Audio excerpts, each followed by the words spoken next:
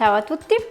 il 28 luglio io e Mesi abbiamo vinto il mondiale di obedience, che è stata una soddisfazione immensa,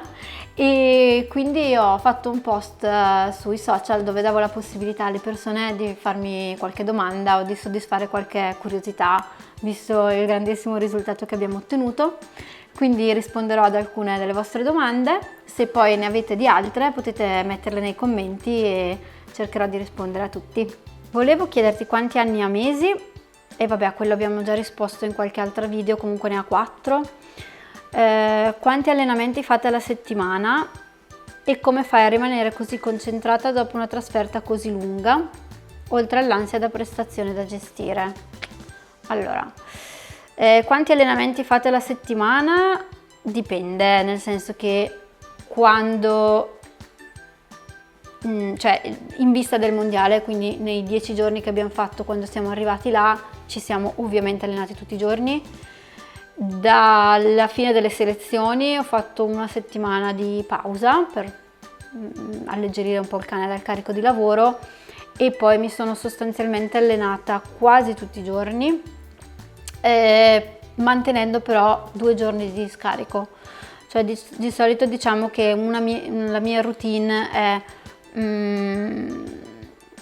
se la settimana è composta da 7 giorni, 5 mi alleno e 2 di fila li lascio di riposo, perché penso che per lei comunque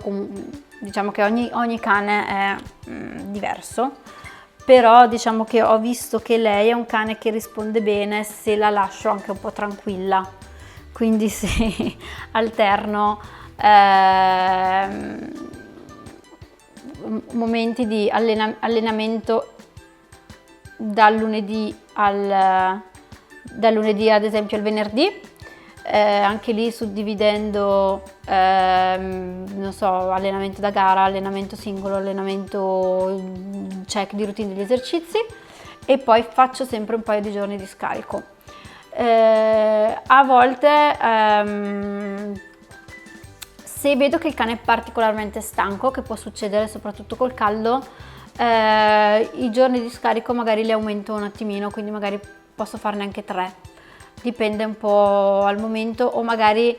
inserisco un'attività diversa, che magari può essere il nuoto, oppure può essere, se non fa caldo, una passeggiata molto lunga, o in modo proprio da alleggerirla proprio anche a livello mentale. Poi l'altra domanda era: come fai a rimanere così concentrata dopo una trasferta così lunga, oltre all'ansia da prestazione da gestire? Allora, in realtà devo dire che non lo so se sono stata fortunata, però non ho sentito in particolar modo l'ansia da prestazione, ovvero sì, un po' sì, ovviamente, un po' più che rispetto alle altre gare, però ero molto serena, perché io credo di essere arrivata là ben preparata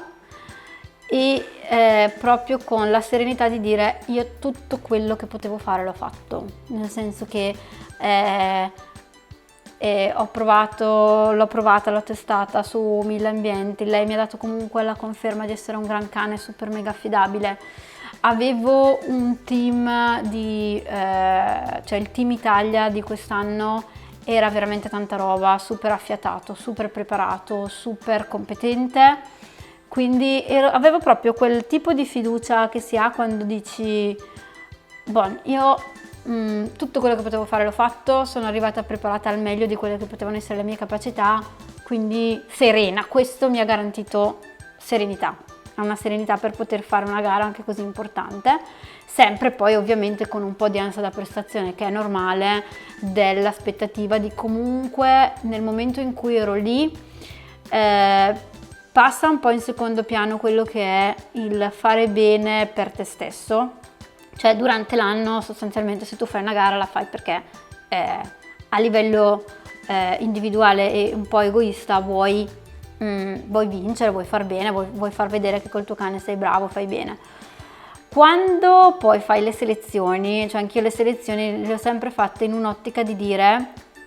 la squadra deve essere forte perché tu vai comunque a rappresentare l'Italia, vai a rappresentare quello che è il tuo paese, quindi non è tanto importante essere lì per aver vinto e dire ok, ho la magliettina azzurra, ma è cavolo, vado lì e faccio vedere che il mio paese sa fare un figurone in questo tipo di gara.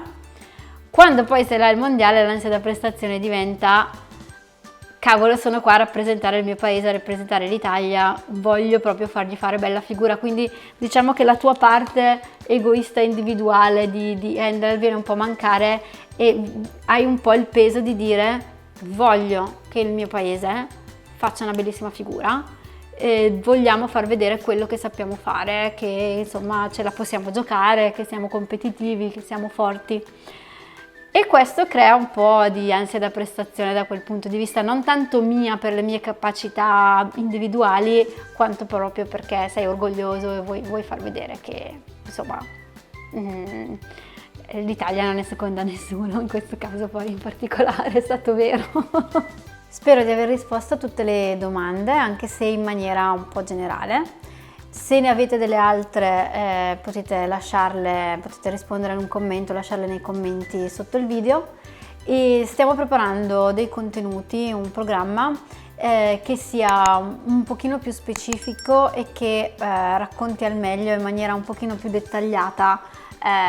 qual è stato il nostro percorso e quindi come abbiamo fatto dall'inizio ad arrivare fino a questo risultato e quindi a vincere il campionato del mondo. E vi terremo aggiornati.